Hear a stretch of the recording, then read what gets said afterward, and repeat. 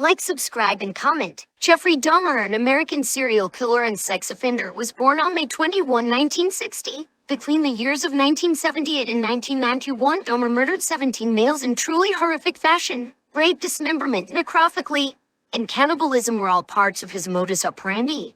By most accounts, Dahmer had a normal childhood and became withdrawn and uncommunicative as he got older. He began showing little to no interest in hobbies or social interaction as he entered adolescence, turning instead to examining animal carcasses and heavy drinking for entertainment. His drinking continued throughout high school but did not stop him from graduating in 1978. It was just 3 weeks later that the teen-year-old committed his first murder. Due to his parents' unfolding divorce that summer, Jeffrey was left in the family home alone. He seized the opportunity to act on the dark thoughts that had been growing in his mind.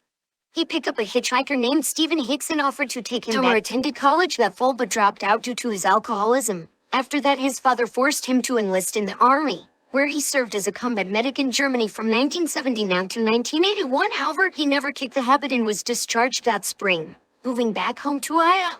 After his drinking continued to cause problems, his father sent him to live with his grandmother in West Allis, Wisconsin. By 1985, he was frequenting gay bathhouses where he would drug men and rape them as they lay unconscious. Although he was arrested twice for incidents of indecent exposure in 1982 and 1986, he only faced probation and was not charged for the rapes. Stephen Twomey was his second victim, killed in September of 1987. Dahmer picked him up from a bar and took him back to a hotel room where he woke up the next morning to Twomey's beaten dead body. He later stated that he had no memory of actually murdering Twomey, implying that he had committed the crime on some sort of blacked-out impulse.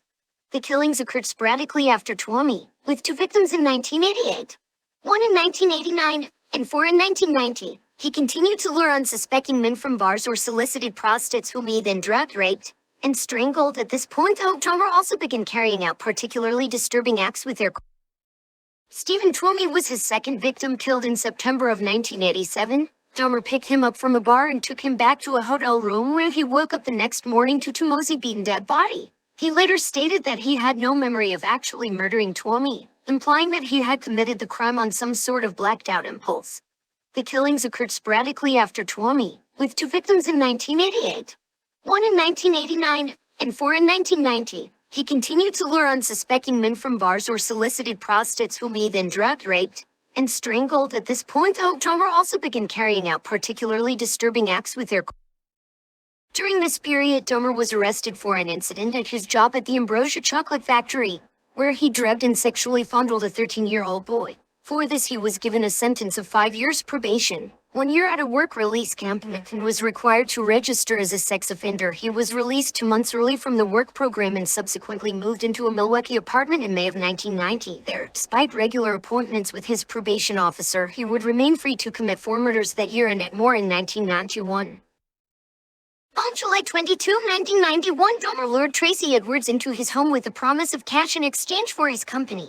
While inside, Edwards was then forced into the bedroom by Dahmer with a butcher knife.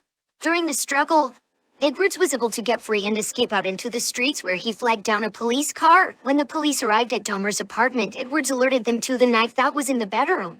Upon entering the bedroom, the officers found the pictures of dead bodies and dismembered limbs that allowed them to finally place Dahmer under arrest. Further investigation of the home led them to find a severed head in the refrigerator, 3 more severed heads throughout the apartment, multiple photographs.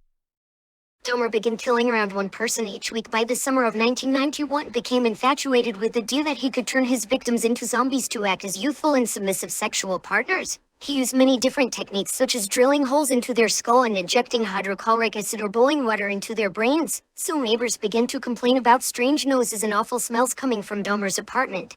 On one occasion, a lobotomized victim left unattended, even made it out onto the street to ask several bystanders for help. When Dahmer returned, however, he successfully convinced the police that the irrational young man was simply his extremely intoxicated boyfriend. The officers Dahmer was indicted on 15 murder charges, and the trial began on January 30, 1992. Even though the evidence against him was overwhelming, Dahmer pled insanity as his defense due to the nature of his incredibly disturbing and uncontrollable impulses. Following 2 weeks of trial, the court declared him sane and guilty on 15 counts of murder.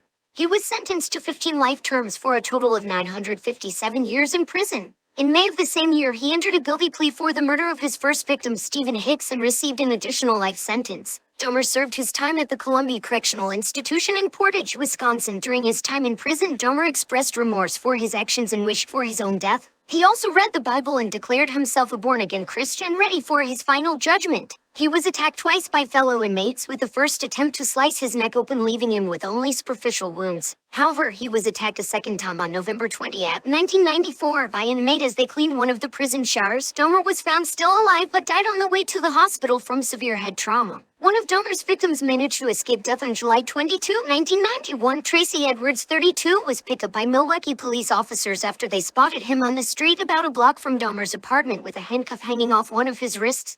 According to biography, Edwards told the cops that a weird dude restrained him and threatened him with a knife. He brought the officers to Dahmer's apartment. According to radio show Rover's Morning Glory, reportedly, Dahmer calmly offered to get the keys for the handcuffs, but then police went into his bedroom to look for the knife. While seeking out the weapon, the cops found something much more disturbing: Polaroid photograph. Soon the cops found a human head in his fridge. Homicide detective Patrick Kennedy recounted the chilling find on the radio show Rover's Morning Glory. The word surreal is used quite a bit, but it really was surreal here. When I looked into the refrigerator, it was a clean and empty refrigerator except for an open box of Arm & Hammer soda in the back and this box in the middle containing this freshly severed bloodless human head. It was a black male with his eyes and mouth open with an expression of almost excitement or surprise. So when I saw it, I can say that I had been a police officer for many years and seen some horrendous things. But I can tell you that the sight was so weird that everything in my whole being told me he called it the most disturbing sight he had ever seen. We found 11 other skulls and heads in the freezers in his closet, but this one he kept fresh because he said this was the most beautiful man that he had ever met and he wanted to keep him fresh so he would take him out and make love to him and fondle him and touch him, Kennedy told Rover's Morning Glory. He added that Dahmer would kill and have oral sex with all his frozen heads. Also found in Dahmer's home, according to biography, jars full of humans' genitalia and even more Polaroid photos of Dahmer's victims. Like, subscribe, and comment.